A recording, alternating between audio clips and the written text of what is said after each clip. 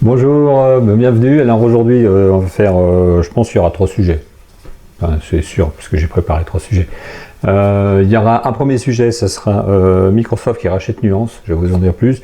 Deuxième sujet, c'est le lancement d'une nouvelle voiture. Alors moi, c'est pas des vidéos automobiles que je fais, mais je vais vous expliquer pourquoi, pour une fois, je parle de ce lancement, donc en l'occurrence la Mercedes EQS. Et puis le troisième sujet, c'est un tuto sur l'utilisation de l'application justement Mercedes Me. J'ai fait une vidéo sur cette application et c'est une de mes vidéos qui a le plus de succès. Donc du coup, je me suis dit je vais faire un focus en fait juste sur la partie guidage. Donc on va parler de ça. Ça sera un reportage qui va être lié à la vidéo. Alors premier sujet, donc cette semaine en fait, vous pouvez aller regarder. Microsoft annonce le rachat de Nuance. Alors Nuance, c'est un éditeur de logiciels de commande vocale. C'est le logiciel qui a fait Siri, et le Siri que vous retrouvez sur les matériels Apple. L'assistant vocal. Alors on voit ça, ok, 19 milliards d'euros, donc c'est un des plus gros rachats que Microsoft ait jamais fait. Donc ils ont beaucoup d'argent, mais c'est pas non plus des philanthropes. Donc mettre autant d'argent sur ce sujet, c'est-à-dire qu'ils ont bien identifié que ça allait être le sujet clé du moment. Et c'est surtout ça qui m'intéresse, c'est-à-dire pourquoi Microsoft, qui pourrait mettre de l'argent sur le développement lui-même, rachète cette technologie. Parce que là, il rachète une technologie. Alors, il faut bien comprendre comment évolue tout ça. Aujourd'hui, le marché en fait va aller vers la commande vocale. Ça fait des années en fait que ça existe. Vous pouvez aujourd'hui sur Windows en fait tout faire à la voix, mais en fait personne s'en sert. Problème d'intégration, problème d'application, et puis problème aussi de culture. On n'est pas habitué à parler à son ordinateur. Pourtant, on nous habitue à parler à la voiture, on nous habitue à parler aux assistants. Donc, si on regarde la tendance, ça va arriver jusqu'à parler devant son ordinateur. C'est juste une question d'habitude. Alors aujourd'hui, si vous regardez le marché, la voix, ça prend beaucoup de valeur. C'est-à-dire, si vous jouez aux jeux vidéo, si vous faites Discord, TeamSpeak, etc., tout un tas de solutions qui permettent de communiquer avec les autres. Si on prend Siri, donc c'est toute la partie intelligence artificielle qu'il y a derrière, c'est-à-dire je lance une recherche, on me répond. Ça, c'est plein d'applications professionnelles ou d'applications personnelles, de la domotique, etc. Et donc en fait, l'ensemble des éditeurs aujourd'hui, en particulier les américains, ont décidé de miser sur ces technologies. Donc embarquer, donc voiture, tous les outils de transport, tous les outils téléphoniques. Aujourd'hui, parler à son téléphone, ça devient naturel, comme je l'ai dit. Et aussi accumuler toutes ces données, avoir des bases de données derrière et apporter des réponses. Et être celui en fait qui est interrogé. C'est le prochain enjeu de Google en fait. Aujourd'hui, Google, vous posez des questions par clavier, vous trouvez ça sympa, bientôt vous parlerez, mais Google, il veut que vous lui parliez à lui, il veut pas que vous parliez à quelqu'un d'autre qui aura les requêtes. Pourquoi? Parce que c'est lui qui aura les infos. Pareil pour Microsoft d'ailleurs, parce que c'est lui qui ira les chercher et c'est lui qui vous ramènera, et lui en fait il fait payer ça. C'est-à-dire que vous c'est gratuit, mais quand c'est vous, vous êtes le produit. Donc alors, vous c'est gratuit, mais les réponses que vous allez obtenir, c'est pas neutre. Il y a des gens qui vont payer pour être la première réponse donnée. Si vous dites aujourd'hui, c'est l'enjeu, c'est-à-dire tiens, j'ai besoin de lessive. Ok, Siri peut vous commander de la lessive, mais la marque qui va commander. D'accord, on va dire ouais, ça sera en fonction de vos habitudes. Pas du tout. Ça sera en fonction de qui aura payé pour être prescrit en fait par l'application. Vos habitudes, ils les connaissent, mais ils s'en moquent. Ils les auront données aux marques et les marques justement vous feront des offres. Mais à partir de là, c'est là-dessus que le système va fonctionner si on veut que ça reste gratuit pour l'utilisateur final. Donc voilà cet enjeu. Donc 19 milliards, c'est pas cher en fait par rapport au business qu'ils vont faire derrière. Mais Microsoft visiblement a décidé de taper fort et de reprendre le leadership sur un domaine qu'il a raté à l'origine, puisque Apple avec Siri et Alexa, etc. ont pris le dessus sur ce marché. Donc c'était intéressant de pouvoir le regarder sous cet angle-là, et pas sous l'angle, bon, ils rachètent un truc, un éditeur de solutions vocales. Oui, c'est un éditeur de solutions vocales, c'est le marché de demain, de toutes les devices qui vont fonctionner, toutes fonctionneront à la voix, il n'y a pas de doute, et de toute façon, c'est beaucoup plus pratique que le clavier. Deuxième sujet, donc en fait...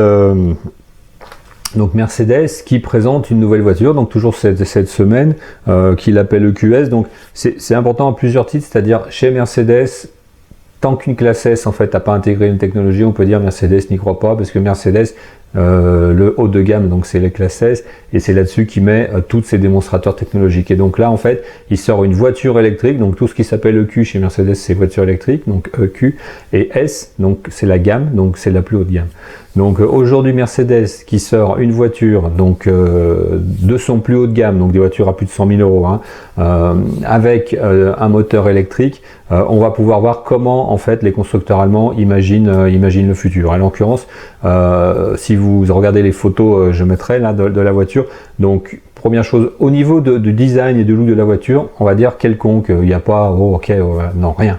Par contre, à l'intérieur, ils ont tout mis à l'intérieur.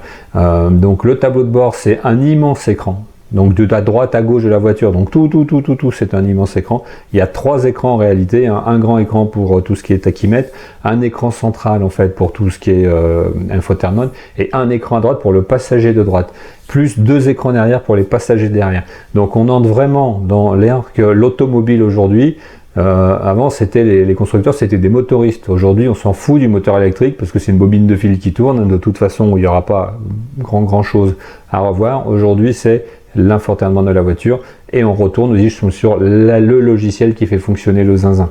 Donc, puisque le logiciel va piloter et la voiture et l'infotainment et l'ensemble des systèmes qui vont être connectés puisque la voiture, elle est connectée. Donc, un immense système d'infotainment, un confort très important. Moi, je rentre pas en détail, moi je suis pas spécialiste automobile, mais surtout dans les grandes tendances. Donc on dit les grands écrans, l'infotainment, et dans les grandes tendances que je vois dans les voitures qui arrivent, c'est le système de purification d'air. Alors le système de purification d'air, c'est très important. Par exemple en Asie, tout le monde en a chez soi. Nous ici, on n'en a pas tellement. Vous allez dans les magasins en Asie, il y a plein de choix de modèles et ils en ont tous. Donc c'est un système qui prend l'air de l'extérieur, qui enlève le pollen, qui enlève la pollution, qui l'ionise et qui vous le rend propre. Aujourd'hui, dans les Mercedes, déjà c'était disponible. Là, dans la classe EQS, il pourrait avoir eu un coffre à l'arrière et un coffre à l'avant, parce qu'en fait, il n'y a pas de moteur. Les moteurs, ils sont pris sur le châssis, en prise avec les roues. Et donc, devant, ils auraient pu avoir du vide et mettre un moteur. En fait, c'est pas vide devant. Ils ont mis tout le système de purification et de gestion de l'aération de la voiture. Donc, on voit bien que Mercedes a compris que pour redonner de la valeur à ces voitures, maintenant qu'il n'y a plus de moteur, parce qu'il faut savoir qu'un moteur électrique, ça coûte rien par rapport à un moteur thermique. Il y a beaucoup moins de pièces, il y a beaucoup moins de savoir-faire, donc les prix des voitures devraient baisser. Mais non, ils sont pas cons.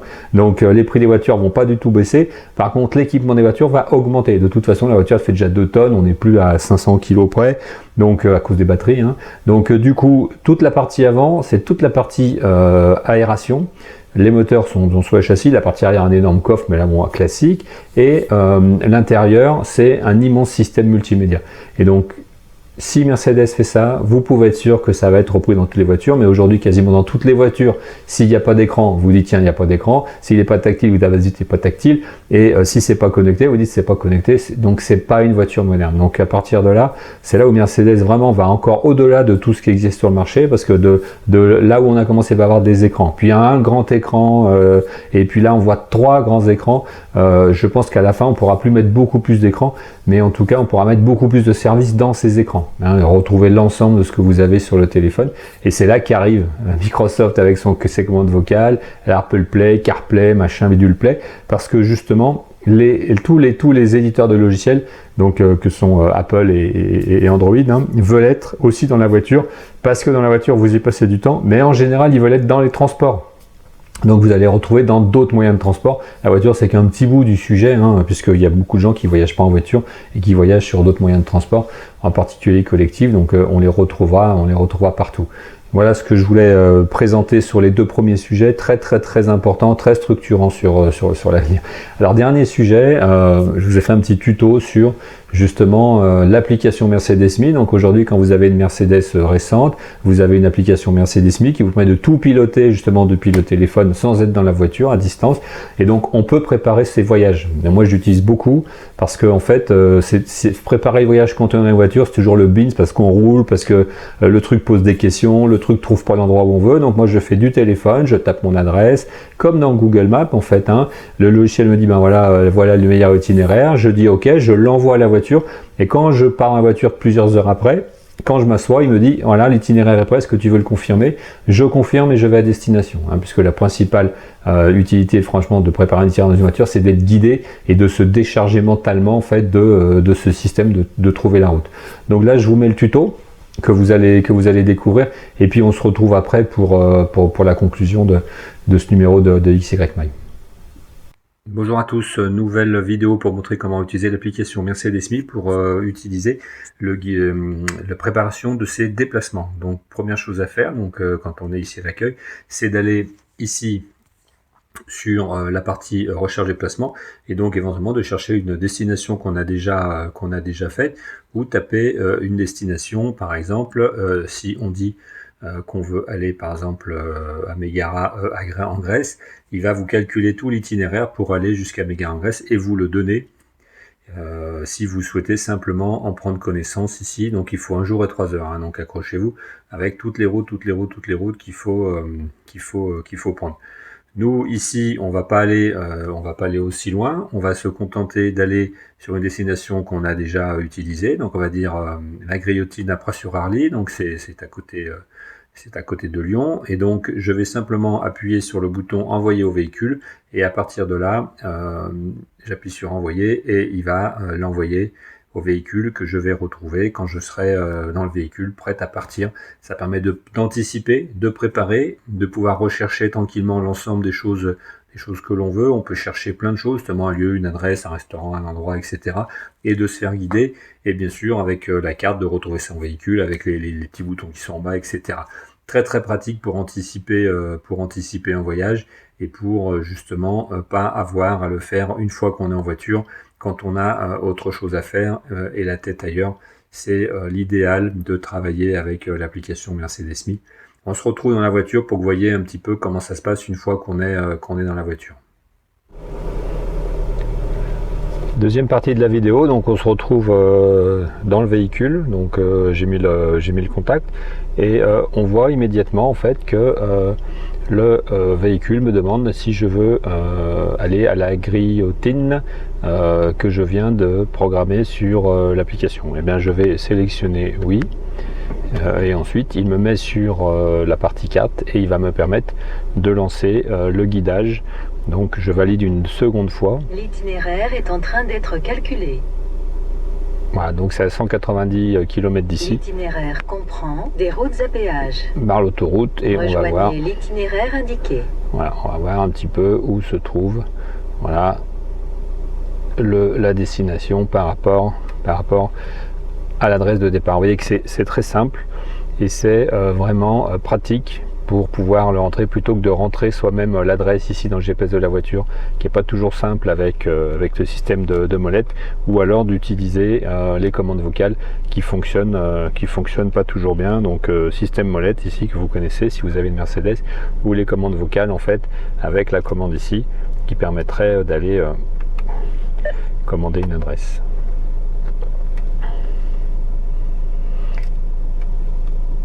Quitter. Parfait, et bien maintenant vous savez déclencher le guidage depuis l'application Mercedes-Me vers le GPS de la Mercedes, et je vous souhaite un bon voyage. Retour studio, donc voilà un reportage, petit tuto plutôt sur Mercedes-Me. J'en ferai d'autres si la vidéo fonctionne bien. C'est l'une de mes vidéos qui fonctionne le mieux, donc je vais travailler cette veine là pour vous apporter, ça vous intéresse, plus de choses. Et ben je vous dis merci d'avoir suivi, abonnez-vous, c'est important. 90%, je le répète tout le temps, des gens qui viennent sur la chaîne ne sont pas abonnés, donc pour Yahoo c'est moins bien, pour Google c'est moins bien, donc abonnez-vous, ça permet d'augmenter en fait la visibilité de la chaîne, et du coup plus il y aura de monde, plus il y aura de reportages que je pourrai vous proposer chaque semaine. Je vous dis à bientôt et portez-vous bien.